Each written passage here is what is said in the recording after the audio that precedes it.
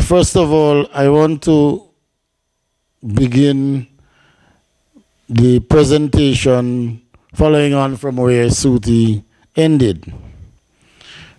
I find it very strange that all of the studies show that these sites should be 400 meters away. But I would like to think that in a small place like Nevis, we could put 2 more 100 meters on those and make it 6 for additional safety. And we have, as it stands, the company which is going to do this. And I was at the site and I see evidence that it is going to happen. I want to raise some questions on it and leave them with you. And I want to ask, whose interest is better served, or whose interest should be better served by the installation of the cell site? Is it the interest of a private company and a private person, or the interest of the large majority of the persons in the community? We are fully well aware that there is a level of radiation that emerges from these cell sites, and that is why the recommendation is for a minimum of 400 meters. Now, why is it? Why is it any company, any responsible company would come to Nevis and begin to set up, to install a site without consultation with the local people, or without getting a sense of the level, of the comfort level of the people? I have spoken to some of the families immediately in the area, and I said to one family just this evening, I imagine you have a little concern. And the person said to me, no, I don't have a little concern. I have a major concern. I have children and grandchildren in the house, so I want to make sure that they are safe. I don't have a little concern. I have a major concern. Now, where is the moral authority going to come from? Us or from the people who will install the site and make some money?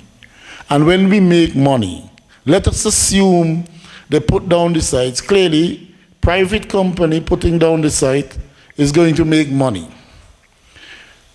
Are they going to deposit a portion of that money with Pink Lily to facilitate cancer screening and testing over the years? Or are they going to make a substantial investment in the provision of CT scans and so on at the hospital, so that when our people are presumably affected by this, that this will be done? And if so, we still need to see the authority, the licensing, who it is that provided the license, and who it is that is going to benefit from the installation of this cell site in our community. Further, a responsible developer is supposed to bring us the studies to show the pros and cons, and so to leave us with a certain level of comfort that we can rest assured that all will be well. Why has there been no community meeting on this? So you roll up with a trailer and you put it down, you identify the site, so you're rolling without the community. So is it that we don't care? I tell you why we have to care. I used to be the Minister of Health up until just the other day. And in the period 2007 to 2011, we had 24 new cases of cancer in Nevis without the cell site in the community. All right? That's why we have to be concerned. With 24 new cases of cancer per year, that's an alarming rate in a population of less than 15,000.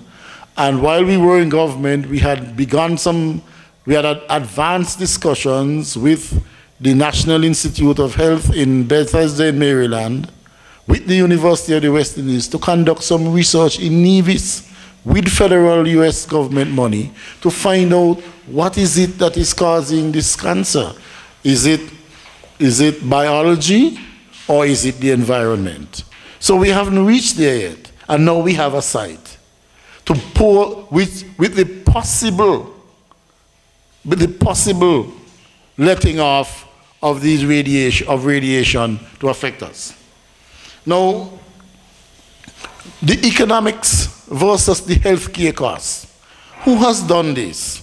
Shouldn't we have the relevant figures, studies to show that the cell site will generate X amount of money, the company will make X amount of money, but it will cost X amount of money on the health sector and on the economic situation? We need to know so that we can decide whether we want to have it or not. And let me just say to the community, we've been very passive over the years. We must stop allowing people, companies, whether local or foreign, to come and install these things knowing that we don't have enough information as to how they will affect us and that these things are done. In every community, there is a sense of an awareness that these things must be approved by them. It's one thing to get a license from the government based on how the government functions and based on the players who are involved and based on the individual who is likely to benefit. You could understand that a license would be issued easily. But the question is, when the license is issued and the company and the individual makes money, what happens to the rest of us? Those questions must attend us.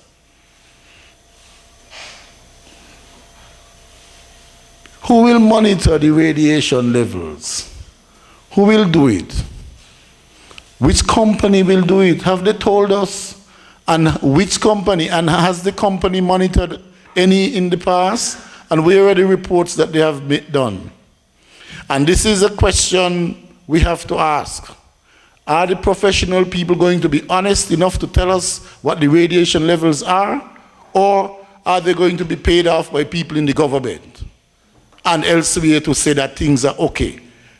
And if so, will we have some further studies and assessment for review so that we can be sure?